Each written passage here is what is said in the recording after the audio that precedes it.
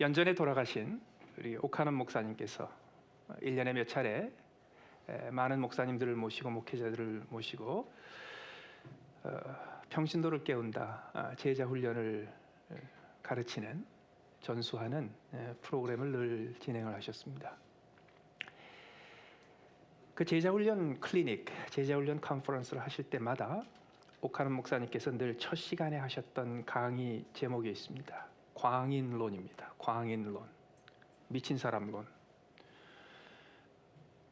항상 그 강의, 그 사흘 동안의 훈련 기간을 그 광인론으로 시작을 하셨습니다. 처음부터 그렇게 하신 건 아니었습니다. 중간에 순서가 좀 바뀌었습니다. 그렇게 된 배경이 좀 있습니다. 오카논 목사님께서 처음으로 목회자로 부임하셨던 곳이 성덕교회라는 곳의 대학부였습니다. 부푼 꿈을 안고 또 열심을 품고 또 처음으로 맡은 사역지에서 열심을 다하셨는데 날이 갈수록 대학부 인원이 줄어듭니다. 점점 줄어듭니다. 한 번은 대학부 토요 모임을 하려고 하는데 회장이 안 오는 거예요. 대학부 회장이. 늦게 왔습니다. 그래서 끝나고 나서 야단을 쳤습니다. 그랬더니 그때 고백하는 게 있었습니다. 다른 성경 공부 모임에 참석하고 늦게 온 겁니다. 어디냐고 물어봤습니다. 내비게이터라는 선교단체에서 학생들을 모아서 스몰 그룹을 지도하고 성경을 가르치고 단계별로 제자 훈련하는 곳에 다니고 있었던 겁니다. 그 대학부에서 많은 학생들이 그 대학부 모임 만나고 다 거기 나가고 있었습니다.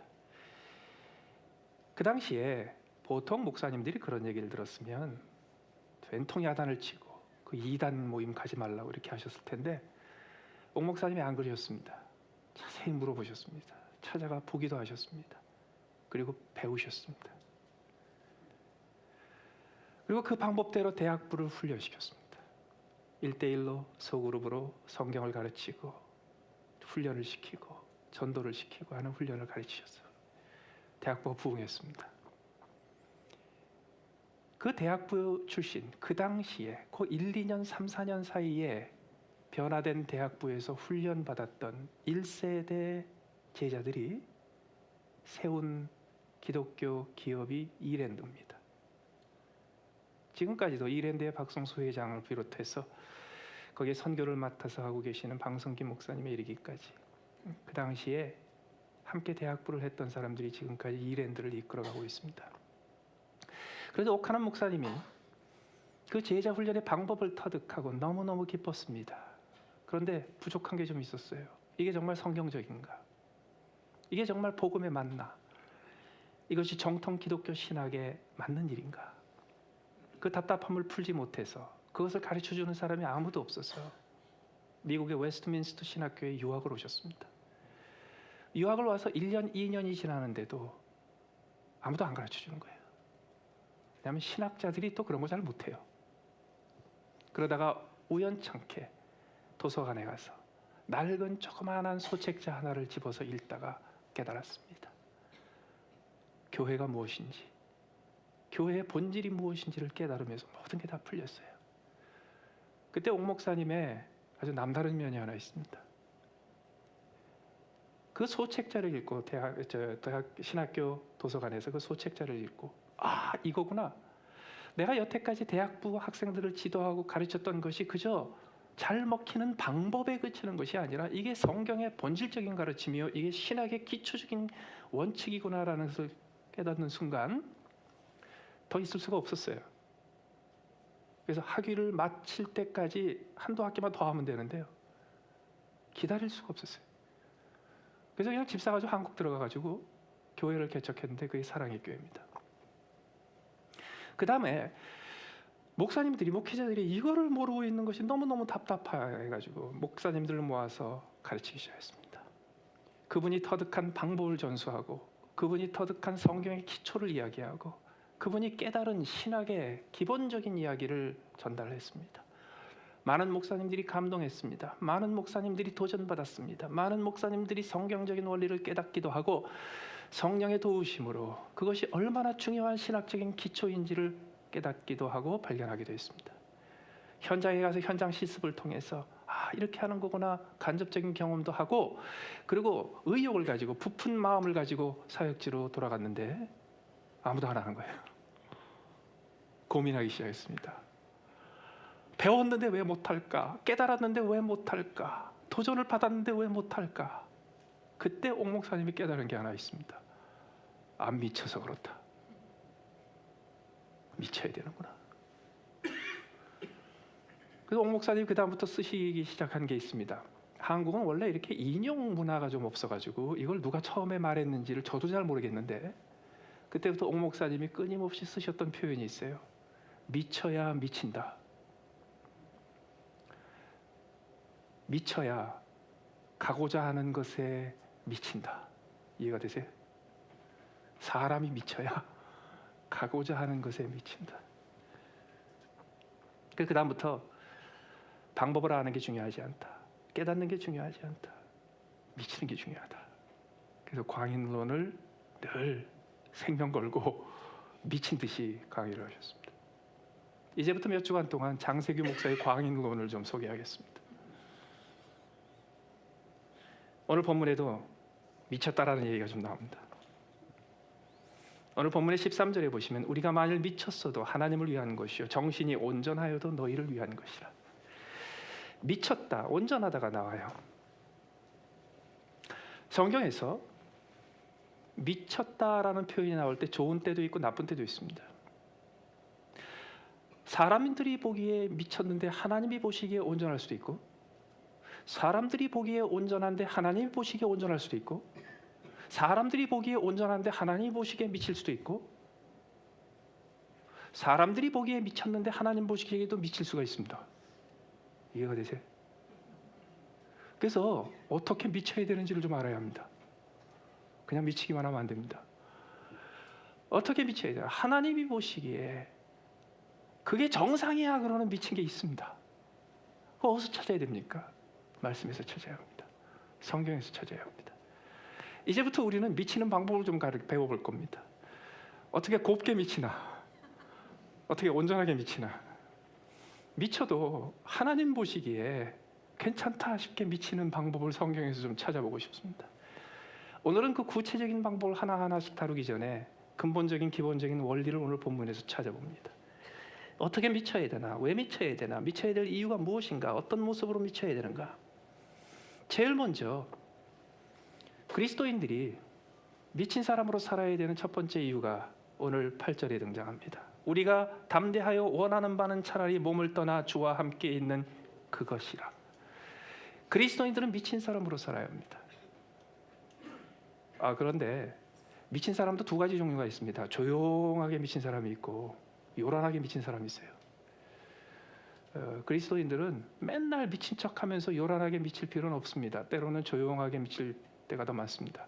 원래 조용하게 미친 사람이 더 위험한 사람입니다. 왜 미쳐서 살아야 됩니까? 8절에 보시면 그리스도인의 사생관이 나옵니다. 그리스도인의 죽음관이 나옵니다. 어떤 죽음관입니까? 우리가 담대하여 원하는 바는 차라리 몸을 떠나 주와 함께 있는 그것이라. 이거 우리가 쉽게 쓸 수 있는 표현으로 바꿔볼까요? 그리스도인들은 지금이라도 죽어서 하늘나라 가는 것을 너무너무 사모하는 사람입니다. 아멘 안 하세요? 여러분, 이게 그리스도인을 비그리스도인과 구별 지어주는 가장 큰 차이입니다. 우리는 여기서 살고 싶지 않습니다. 에이, 그 아직 자신 없는 거예요. 아침에 눈 뜰 때 천국이 아니네. 그러고 눈 뜨고 하루 고되게 일하고 뻐근한 몸으로 침대에 들어갈 때 주님, 오늘 밤이라도 주님 오시면 좋겠어요. 왜요? 거기 가는 게 훨씬 좋으니까. 에이, 그래도 아직 먼 거예요. 그런데 그리스도인들이 참으로 그리스도인답게 나 오늘이라도 지금이라도 하나님 나 데려가시면은 나 그게 훨씬 더 좋겠어요. 우리가 담대하여 원하는 바가 뭔지 아세요? 지금도 강력하게 원하는 바, 지금도 소원하는 바, 지금도 열망하는 바가 지금이라도 하늘나라 가는 거란 말이죠. 그런데 누가 와서 너 죽고 싶어? 그러면 얼마나 반가워. 한국의 요새 군대에서 말이죠, 성추문에 성폭행에 무슨 뭐 폭력에 왕따에 하도 문제가 많아가지고 터지는데, 얼마 전에 이런 사건도 있었더라고요. 어떤 영관급 되는 장교가 부하가 하도 말을 안 들으니까 총알을 장전한 권총을 그 머리에다 대고 위협을 했대요.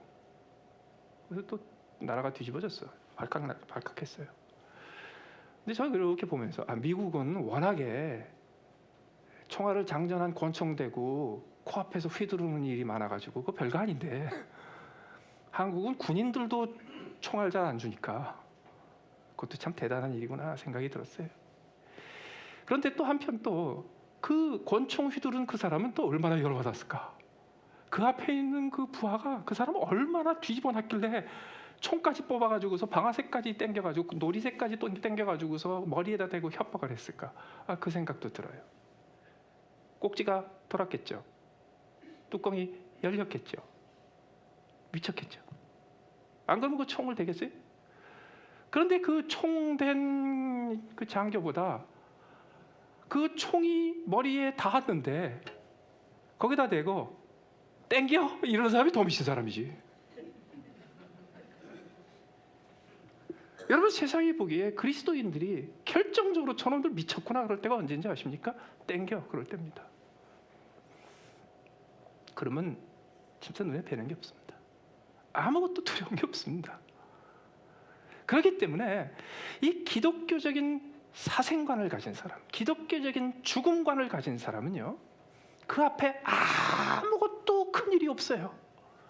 큰일 났어요 이런 말 절대로 안 씁니다. 뭐가 큰일이요? 죽으면 고마운데 죽는 것보다 큰일 있어요? 아직도 느낌이 잘 안 오시는 것 같아요.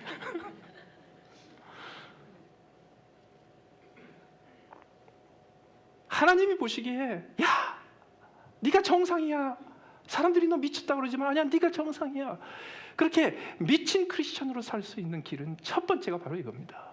죽으면 천국 갑니다. 우리는 죽으면 더 좋은 데 갑니다. 죽으면 모든 짐을 풀고 모든 짐을 내려놓고 모든 고통을 내려놓고 모든 슬픔을 지우고 그 영광에 빛나는 그 나라에 들어갑니다. 이런 사람이 미친 사람입니다. 두 번째로 10절에 보시면 이는 우리가 다 반드시 그리스도의 심판대 앞에 나타나게 돼요. 두 번째로 우리가 미친 사람으로 사는 이유는 그리스도의 심판대 앞에 서기 때문입니다. 그리스도의 심판대가 무슨 뜻입니까? 여러분, 심판대가 굉장히 여러 가지입니다. 우리 한 사람 한 사람이 다 심판대 역할을 합니다. 왜? 우리는 주변에 있는 모든 사람들을 한 번씩 다 심판합니다. 그래서 우리가 인생 살면서 굉장히 다양한 재판정이 있습니다. 굉장히 다양한 코트를 우리는 거칩니다. 자, 그런데 우리가 고소를 당하거나 고발을 당하거나 그래가지고서 재판을 받을 때 대부분의 민주국가는 최소한 3심제를 사용합니다. 적용합니다. 대법원과 헌법재판소가 있는 곳은 4심제가 되는 경우도 있습니다. 다심제를 적용합니다. 그럼 어떻게 됩니까? 처음에 가서 재판을 받습니다. 근데 그 재판 결과가 내 마음에 안 들면 어떻게 합니까? 항소를 하든지 항고를 합니다. 그러면 2심으로 올라갑니다. 그럼 2심에 올라가면 대부분 우리 이 법적인 상식이 없는 일반인들은 어떻게 생각하냐면 1심에서 졌으면 그거를 항소를 하거나 항고를 해서 2심으로 올라가면 2심에서 한 번 다시 재판을 하는구나 생각하죠? 안 그렇습니다. 1심에서 재판을 하면 2심에서는 전혀 다른 재판을 합니다. 어떤 재판을 하는지 아세요? 2심에서는 다시 증인들을 듣고 증인을 검토하고 증거를 살피고 그런 거 안 합니다. 유죄냐 무죄냐 그런 거 안 합니다. 2심, 3심에서는 뭘 하냐 하면 1심에서 재판했던 재판관이 제대로 절차를 밟았는가, 실수한 게 없는가, 1심에서 변호사들과 검사들이 제 역할을 했는가, 그들이 고려해야 될 모든 법률들을 다 고려했으며 그들이 살펴야 될 모든 증인들과 증언들을 그리고 증거들을 다 살펴는가, 이거를 검토합니다. 다시 말해서 재판을 수행한 판사들과 변호사들과 검사들을 재판합니다. 왜요? 하이어 코트니까, 더 높은 법정이니까. 그러면 법정이 하나씩 올라가면 올라갈수록 어떤 일이 벌어질까요? 더 높은 수준의 법을 따지게 됩니다. 제일 높은 재판정이 어디입니까? 제일 높은 심판대가 어디입니까? 그리스도의 심판대입니다. 그리스도인들은 어떻게 사는지 아세요? 그리스도인들은 1심, 2심, 3심이 아니라 우리는 처음부터 가장 높은 재판정인 그리스도의 심판대 앞에 설 준비를 하고 사는 사람입니다. 그렇다면 어떻게 살아야 됩니까? 그리스도인들이 왜 미친 사람처럼 사는 것처럼 보입니까? 이유가 있습니다.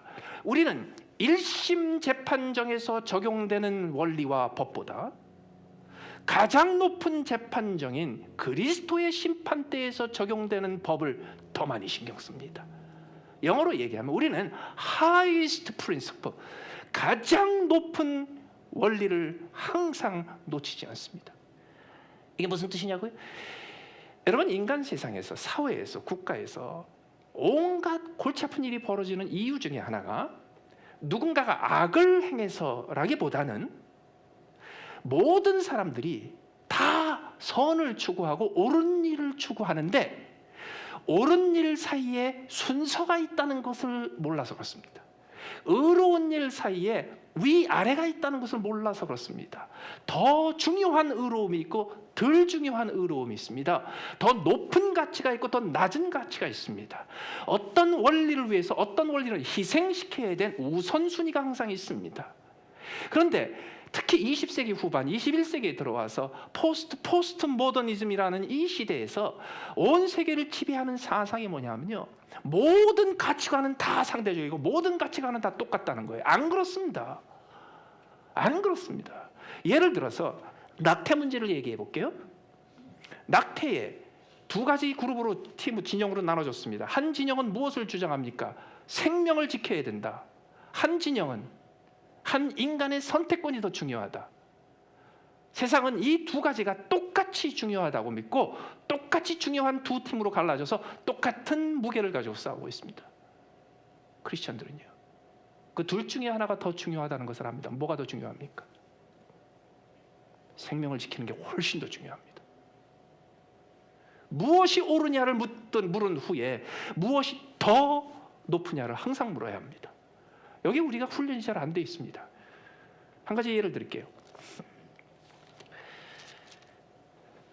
얼마 전에 아시안 게임이 인천에서 열렸습니다. 아시안 게임이 인천에서 열리면서 여러 가지가 보도가 되는데 그 중에 아주 흥미로운 보도거리가 하나 있었습니다. 한국의 어떤 교회 하나가 아시안촌에 있는 선수촌 앞에서 교인들이 다 동원이 돼서 전도하고 전도지를 나눠줬습니다. 이게 문제가 됐습니다. 이슬람 국가에서 온 선수들, 그 다음에 힌두권에서 온 선수들, 이런 사람들이 항의를 했습니다. 조직위원회에. 그게 신문에 보도가 됐습니다. 거기 댓글이 수백 개가 걸렸습니다. 다 읽어봤습니다. 제가. 댓글 중에 어느 하나도 잘했다는 댓글이 없더라고요. 여러분들 어떻게 생각하세요? 심지어는 그 댓글 중에 이런 게 나왔습니다. 그 나라에는 국법으로 기독교를 전달하지 못하게 되어 있고 전도를 못하게 되어 있는, 다른 종교를 전도하지 못하게 되어 있는 국법 하에서 살고 있는 사람들이 여기 와 있는데 어떻게 그 사람들한테 그런 일을 할 수 있는가? 저 그거 보고 가슴을 쳤습니다. 왜 그런지 아십니까? 어떻게 전 세계에 몇십 개밖에 되지 않는 철저하게 종교의 자유가 보장되어 있는 민주국가인 대한민국과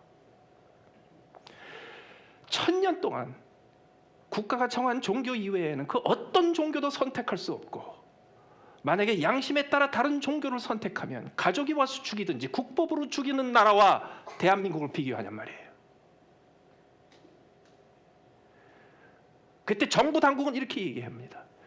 그들은 법을 어기지 않았고 그들은 허용된 공공의 장소에서 종교의 자유에 따라, 표현의 자유에 따라 그들이 할 수 있는 일을 했기 때문에 국가는 그들을 막을 수가 없습니다.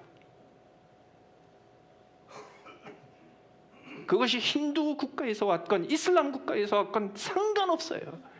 우리나라는 신앙을 표현하고 신앙을 고백하고 신앙을 선택하는 것을 국법으로 막을 수가 없는 나라입니다. 양해해 주십시오. 손님들 불편하게 하는 게 더 중요합니까? 표현의 자유와 신앙의 자유를 지키는 것이 더 중요합니까?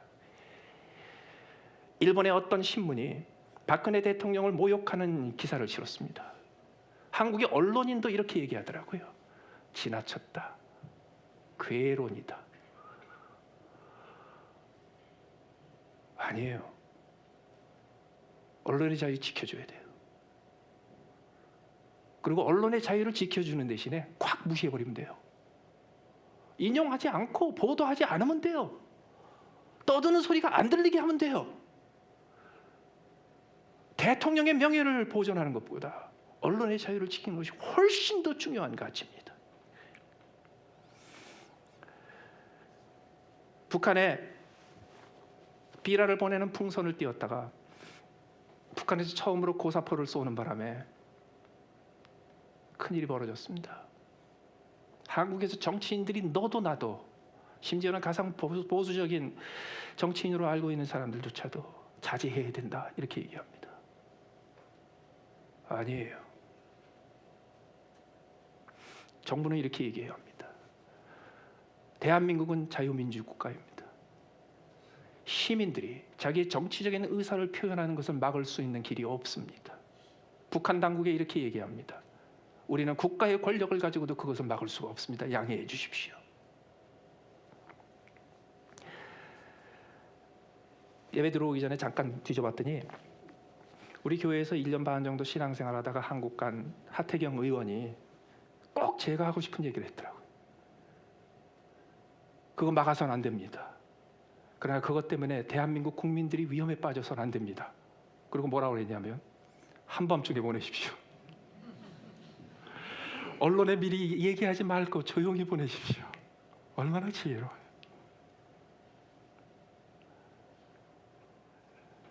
우리가 그 연습이 되지 않으면 우리에게 있어 highest principle, 하나님의 영광을 가려서는 안 됩니다. 하나님의 영광을 금수와 버러지의 형상으로 바꿔서는 안 됩니다. 하나님의 형상을 영광스럽게 하고 하나님의 이름을 영화롭게 하기 위해서 살아야 합니다. 그 하나님께서 그 영광을 모르시고 나 같은 존재를 위해서 십자가를 지시고 십자가에서 죽으시고 나를 위해서 생명 바쳐주신 그분을 위해서 나는 생명을 바쳐도 아깝지 않습니다. 그분의 이름을 위해서, 그분의 영광을 위해서 그 가장 높은 프린시플을 붙잡는 데 실패합니다.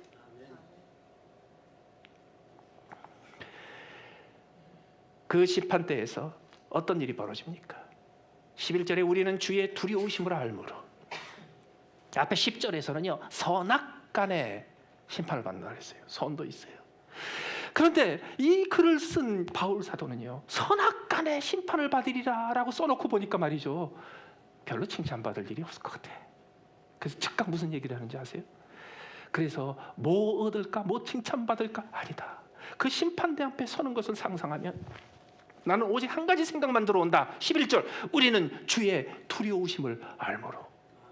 왜 그리스도인들이 미친 사람으로 사는지 아십니까? 하나님이 무서워서입니다. 사람이 왜 미치는지 아세요? 왜 무서워서 그래? 전에도 한번 말씀드렸지만요 제 어렸을 때 친구, 초중 고등학교를 같이 다녔던 친구 중에 홀어머니 밑에서 자란 친구인데요 키가 그때 저보다 컸어요.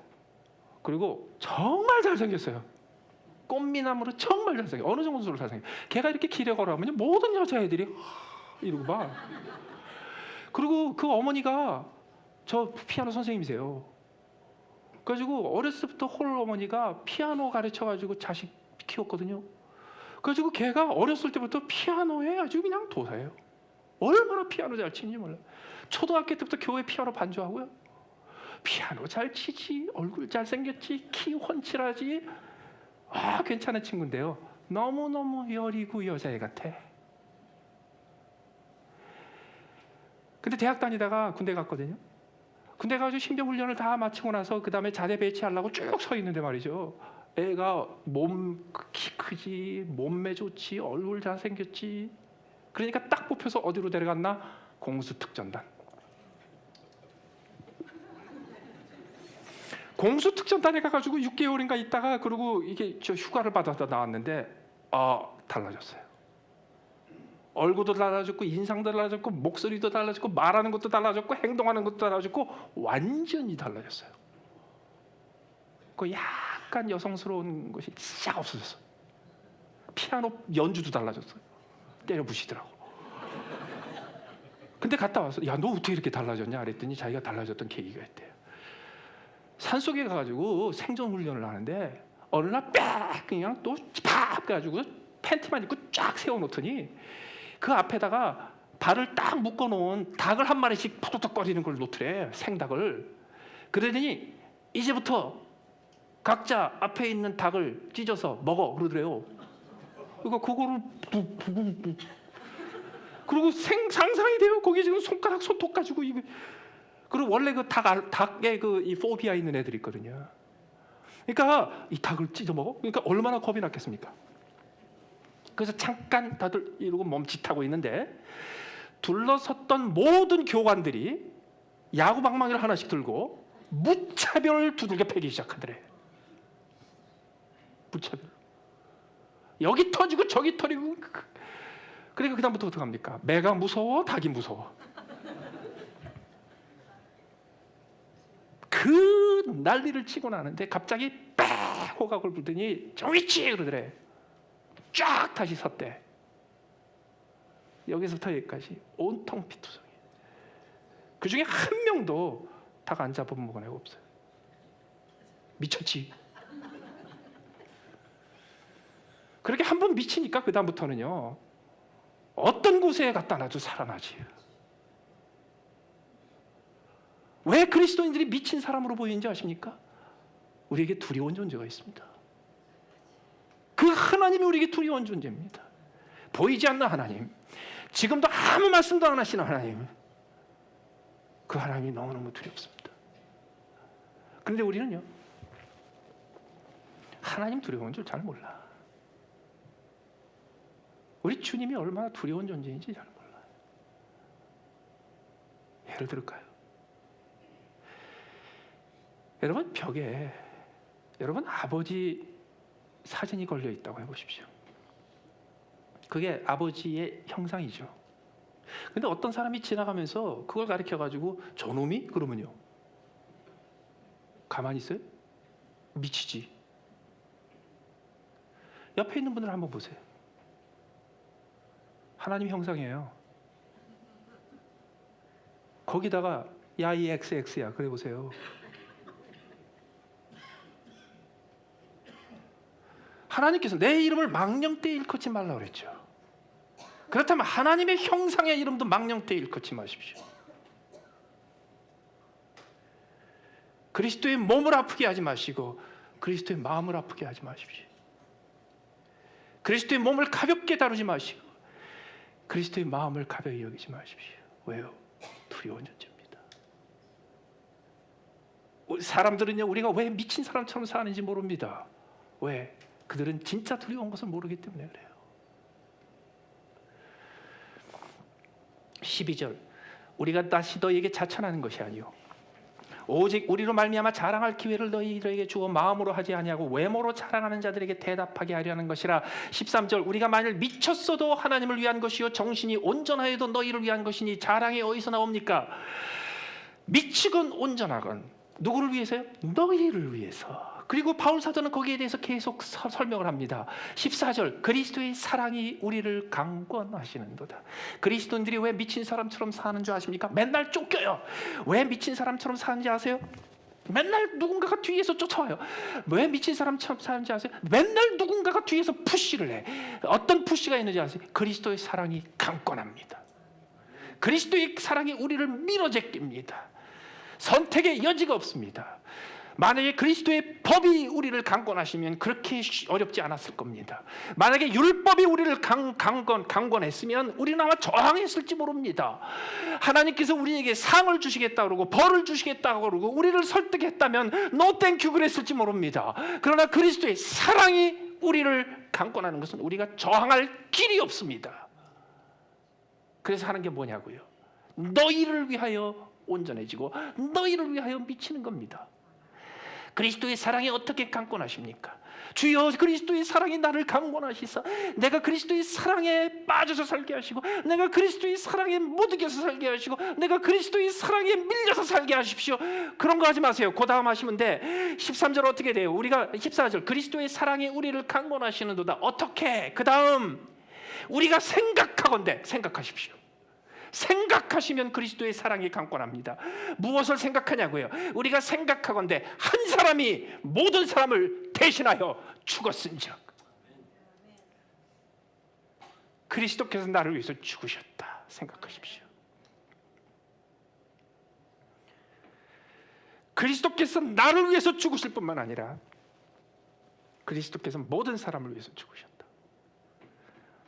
나 미치게 만들고 꼭지 돌게 만들고 뚜껑 열리게 만드는 사람 볼 때마다 어떻게 하세요? 그리스도께서 저를 위해서 죽으셨다. 그게 사랑의 강권입니다.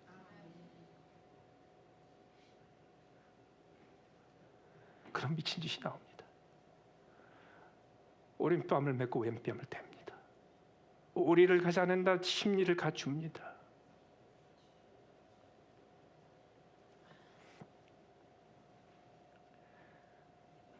그가 모든 사람을 대신하여 죽으시면 살아있는 자들로 하여금 다시는 그들 자신을 위해서 살지 아니하고 오직 그들을 대신하여 죽었다가 다시 살아나신 이를 위하여 살게 하려 함이라. 그게 구체적으로 무슨 말이냐고요? 온전하여지면 너희를 위한 것이라. 그리스도를 위해서 사는 것은 누구를 위해서 사는 겁니까? 그리스도가 대신 죽은 사람들을 위해서 사는 겁니다. 그러기 위해서 뭐가 필요합니까? 나를 위해서 살지 않고가 필요합니다. 여러분 세상에서 우리를 유혹하는 모든 유혹, 그 유혹들이 아무리 강력해도 그 유혹들이 처음부터 첫걸음부터 무력화되는 길이 하나 있습니다. 가르쳐 드릴게요. 어떤 유혹도 아무것도 아닌 헛수고에 그치게 만드는 세상의 유혹으로부터 세상의 세력으로부터 사단의 세력이 김 빠지게 만들게 만드는 방법이 하나 있습니다. 그건 뭐냐면 세상의 모든 유혹이 성공하려면 먼저 갖춰야 될 조건이 하나 있어요. 유혹을 당하는 사람이 나를 위해서 살아야 돼. 예를 들어서 세상이 유혹합니다. 야, 돈 좀 벌어봐. 돈 없이 되는 일 있어? 너 좋은 일을 하려고 해도 돈이 있어야 돼. 그럴 때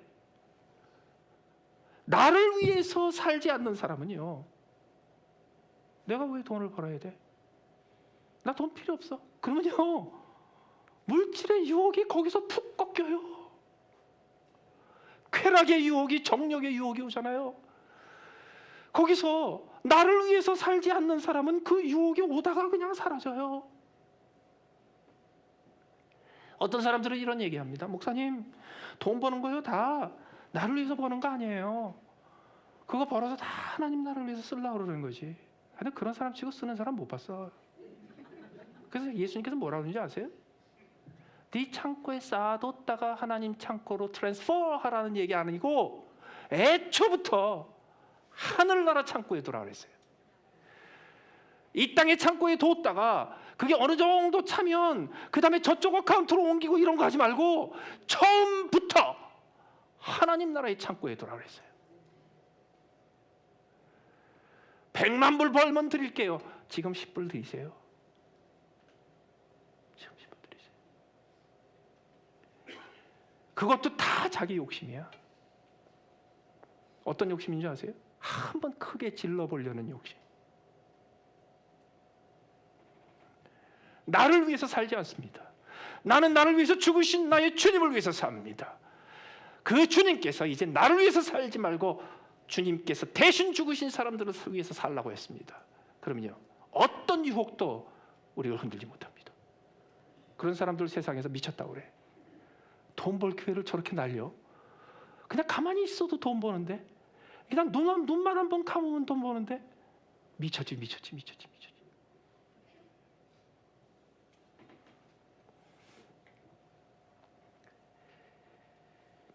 다시는 그들 자신을 위해 살지 않고 오직 그들을 대신하여 죽었다가 다시 살아나신 이를 위해 살게 하려 함이라. 이것을 깨닫는 자들은 세상이 보기에 미쳤다 그래요. 그리고 미친 사람들은 미친 사람들을 알아봅니다. 아세요? 척 보면 알아. 눈빛이 이상하다. 지금 온 세상 사람들 약간 미치게 만드는 사건이 벌어지고 있습니다. 에볼라.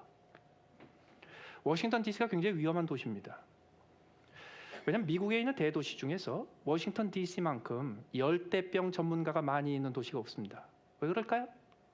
워낙에 여기 이쪽 외교관들이 많아서.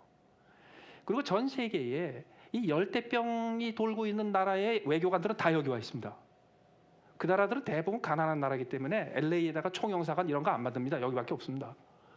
여기에 워낙에 그 나라 외교관들이 모여있기 때문에 그 나라 사람들 몇천 명, 몇만 명 다 여기서 삽니다. 그래서 워싱턴 DC가 굉장히 위험한 도시입니다. 괜히 또 겁주나? 굉장히 위험한 도시입니다. 근데 이게 전 세계가 지금 에볼라 때문에 지금 바짝 두려워하고 있습니다. 친한 목사님 친구 목사님의 사모님이 이 에볼라 관련되는 NGO에서 일을 하세요. 그분이 얼마 전에 저한테 그런 얘기를 해주시더라고요. 지금 하루에 3,000명씩 2배씩 늘고 있거든요. 환자들이. 이 치수로 나가면 내년 3월이면 600만 명이 죽는데 전 세계에서 서부 아프리카만이 아니고 전 세계에서. 근데 그분이 이런 얘기를 하시더라고요. 지금 현재 한 사람의 병자가 두 사람의 병자를 만든대요. 한 사람의 병자가 두 사람의 병자를 만든대요. 그런데 요거를 한 사람의 병자가 한 명의 병자도 만들지 않는 게 목표가 아니고 지금 전 세계의 모든 방역기관은 한 사람의 병자가 한 사람의 병자만 만들게 만드는 거래. 왜? 한 사람의 병자가 두 사람의 병자를 만들고 죽으면 6개월 만에 600만 명으로 늘어난대요. 그런데 한 사람이 한 사람만 병들게 만들면 몇만 명에서 끝난대. 제가 그 얘기 듣고 충격을 받았어요. 예수 믿는 사람이 죽기 전에 두 사람만 예수 믿는 사람으로 만들면 6개월 만에 600만 명 되는데, 그런데 예수 믿는 사람들이 죽기 전에 한 사람만 전도하고 죽으면 박멸되는데, 근데 예수 믿는 사람들이 죽기 전에 한 사람도 전도하지 못하고 죽는 사람이 얼마나 많은데,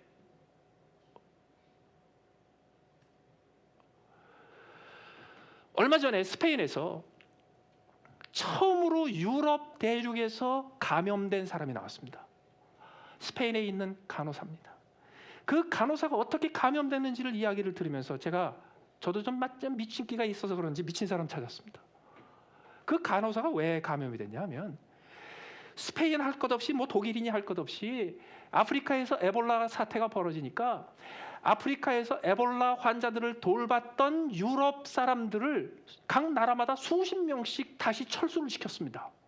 그리고 그중에 상당수가 에볼라에 감염이 됐습니다. 그래서 그들을 데려다가 독일에서, 스페인에서, 프랑스에서 지금 진짜 에볼라 감염이 됐나 지금 살펴보고 있고 그중에서 고치고 있고 치료하고 있는 중입니다. 그런데 이 간호사는 어떻게 전염이 됐냐 하면 아프리카에서 에볼라 환자를 돌보고 있는 클리닉에 일하고 있는 선교사를 돕기 위해서 자원봉사관 스페인 사람이 에볼라에 걸려가지고서 후송된 것을 병원에서 돌보다가 감염이 됐어요. 그 발로 미친 사람이죠.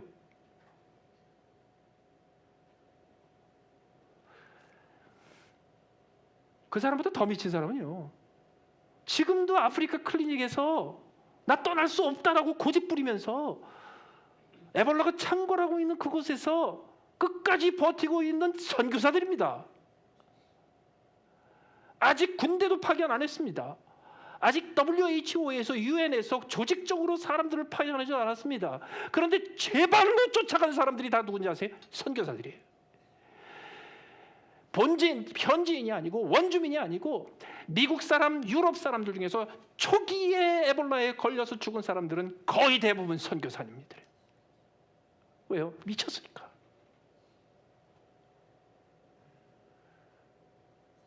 에볼라가 안 두려우니까. 뭐가 두려워요? 하나님이 두려우니까.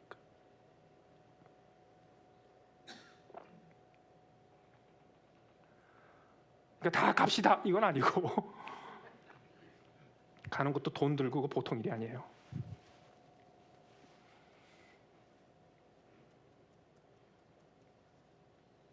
중요한 거는요, 온 세상이 자기 살겠다고 미쳐서 돌아가고 있는데 희한하게 하나님 나라 때문에 미친 사람들이 있다는 거예요.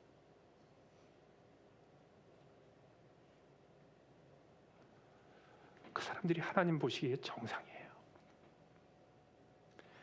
그 사람들이 하나님 보시기에 하나님의 아들 닮은 사람들이에요.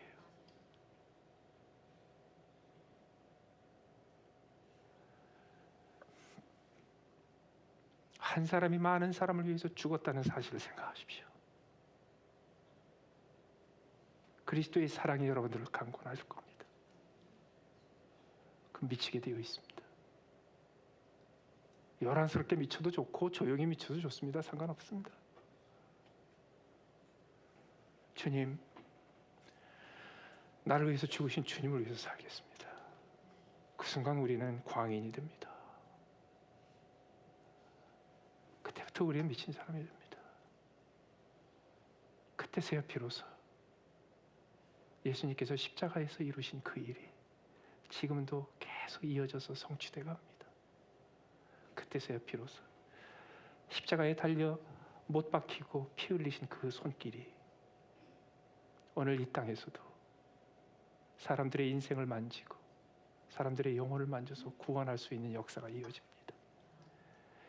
오늘도 그리스도의 사랑에 강권하심을 입어 그리스도의 사랑 때문에, 하나님의 사랑 때문에 미친 사람으로 살아가는 여러분들 되시기를 바랍니다. 같이 한번 기도하시겠습니다.